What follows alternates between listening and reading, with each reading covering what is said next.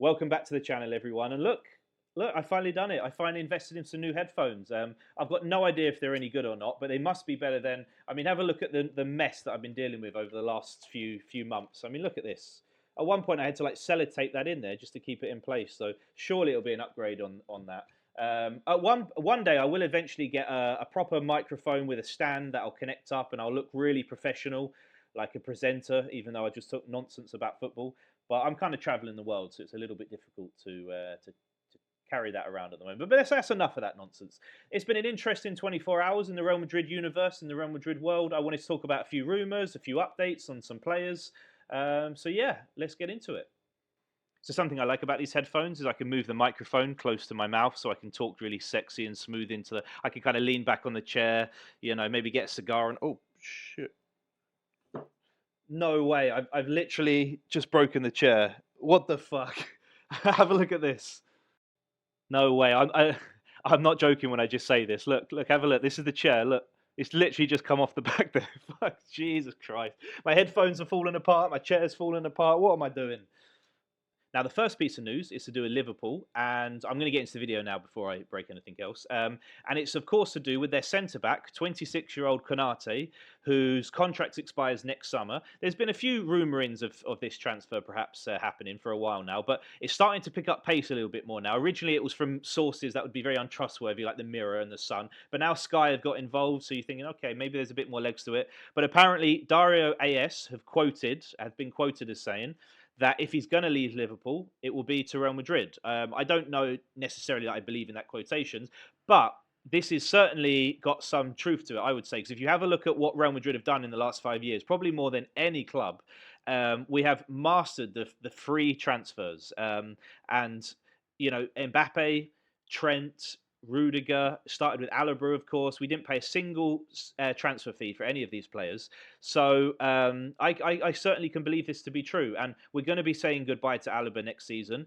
Even if we pay a signing on fee, he won't be on the same kind of wages that Alaba's on, I'm pretty sure. So he's 26 and he's actually fit. Now, I'm not going to say that I watch Liverpool that much. I'm not an expert on him. Every time Real Madrid have played against him, he's looked fantastic. He shut Vinicius down on many occasions. He's tall, he's powerful, he's got a good slide tackle on him. He seems to read the game very well. I assume he's good in the air because he's tall, but that's not always the case. But yeah, if you're asking me, fantastic signing on a free transfer, no questions. So going off topic just for a moment, I did use quotation marks there because, of course, although we don't pay a transfer fee, we do pay quite a high signing on fee. However, if you look at the last 5 seasons, this is from 2024 back to 2019, in the top leagues in Europe, we're not even in the top 10. Not even in the top 10. You actually have to go all the way down to 19th before you see Real Madrid, behind teams like Leeds and Nottingham Forest. So financially, we're in such a great position at the moment, which is why when we need to go and spend 100 million on Bellingham, we can. And it's why I don't see the free agents, the free transfers, whatever you want to call them, stopping anytime soon. This is why Konate next summer, I certainly believe this can happen. Now, moving on to the famous Fabrizio Romano. What a great job that guy has. He's a multi-millionaire, right, just for covering football stories. I mean, am I jealous? Boy. There's a few updates from this dude. The first Fabrizio story is to do with Gonzalo Garcia. And apparently, according to Romano, Real Madrid have decided that he will be in the first team next season. They're not going to listen to offers, and he will be the backup striker, basically. Now, I've got the quotes here from Getafe, because interestingly, Getafe's president came out and said that they had an agreement between Gonzalo Garcia and Real Madrid, and they had agreement that if he was going to leave Real Madrid, he would come.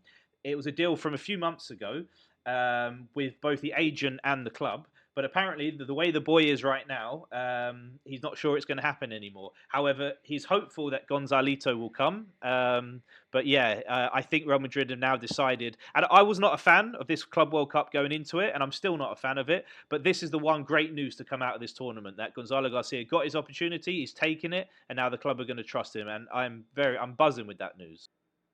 And the next piece of news from Romano is also exciting, and it's to do with, of course, Alvaro Carreras. And apparently, Benfica and Real Madrid are very close now to agreeing a deal. We always knew that this deal was, if it wasn't going to get done before the Club World Cup, we were going to have to wait until after the Club World Cup. But I'm very excited that the club haven't just abandoned the idea of signing a new left back because Fran Garcia has had a few good games. I think Huijsen is the most important signing for us of the summer, but I think this could be number two, because even ahead of Trent, I think, because it's the weakest area of the pitch that we have. We needed to address it. I made a video a few weeks ago about the left back options for Real Madrid. I don't want to just kind of repeat myself. I don't want to be the kind of YouTuber that just says the same thing in 6 different videos. So I'm not going to go over that. But I don't think he's world class at the moment. He's only 22, so maybe he'll develop into that. But he's definitely offers different traits than what Fran Garcia offers. I mean, just physically as well, he's a lot taller, he's a lot stronger, but I think defensively as well, he's better than Fran. So it's good to have those two options, and that we're actually going to have a left back who's going to be hopefully fit to challenge Fran Garcia, because Mendy is just very unreliable at this point. So, and will that also mean that the club will try and say goodbye to Mendy? Maybe do some sort of deal with his contract to let him go early, because I just don't see any room for Mendy in this squad going into next season. He's been a great servant for us, though. He was very important in our 2 Champions League wins, but it's time for us to move on from Mendy for sure. I feel like I'm shouting sometimes. I can barely hear myself with these headphones. I might have to do the one ear on, one ear off. It just looks a bit stupid now, though, doesn't it? Oh, well. The next piece of news is a bit sad. It's to do with Luka Modric. You know, that's why I've now got a sadness in my voice. If you don't know by now, he's off to AC Milan in the summer. Allegri has come out and said, I've got the quotes here: "We are waiting for Luka Modric. He will arrive in August. He's an important, extraordinary player. He needs no introduction." I wish he was still staying. I'm not going to lie, but I think he'll look great in the AC Milan t-shirt. I have to say, in the jersey, I have a lot of affection for the Italian clubs because of their, historical importance, and especially a club like AC Milan. I'm very curious to see how he'll look in the AC Milan colours next season. I don't know anything about AC Milan. I don't know if they're a promising team. They've got a team with lots of young players that will go in and help, develop and monitor. I don't know if they're just in a terrible situation right now. I don't really watch Italian football, but regardless of their situation, I think he's obviously going there so he can play another year, and then he'll be able to play for Croatia at the World Cup next year. So I wish him the best of luck, of course, but I wish he was staying. I'm not going to lie. As I'm recording this video, Chelsea are playing Fluminense in the semi-final, and they are 2-0 up. So if we can get past PSG tomorrow, we're going to have a game against Chelsea in the final. But I'm not looking past PSG. It's going to be obviously a ridiculously difficult game. And Huijsen's not going to be playing. So it looks like Asensio is going to be replacing Huijsen in tomorrow's game as well. But I'll be here to give you my reaction straight after the game. Whether we win, lose, draw, whatever it's going to be, I will be here. And the last piece of news I have for you is that UEFA have upheld their sanctions against Rudiger, Mbappe and Ceballos, coming from the Atletico Madrid game in the Champions League last season, where they went to celebrate in front of the away fans, the Real Madrid fans, because it was at the Wanda Metropolitano. But UEFA said that those 3 players especially were, the word that they used here is improper conduct, that they were using inflammatory gestures to frustrate the Atletico fans. So both, I think, they all got fines, and I think Ceballos escaped a suspension, but Mbappe and Rudiger are going to be suspended for 1 game. This in itself is not a big deal, but if they do get into more trouble next season, then it could lead to a lot more serious punishment, I think, from Real Madrid. Maybe fans being banned from games, maybe longer punishment. So they have to be a bit careful now, those guys, next season. But that's the last piece of news I have for you. That's it from me then. I genuinely can't believe my chair broke during this video. I mean, it's not my chair. I'm staying in an Airbnb, so I think I will message the host. I'll do the right thing, message the host, tell them that someone broke the chair. We'll leave the name. We'll leave the name out of that.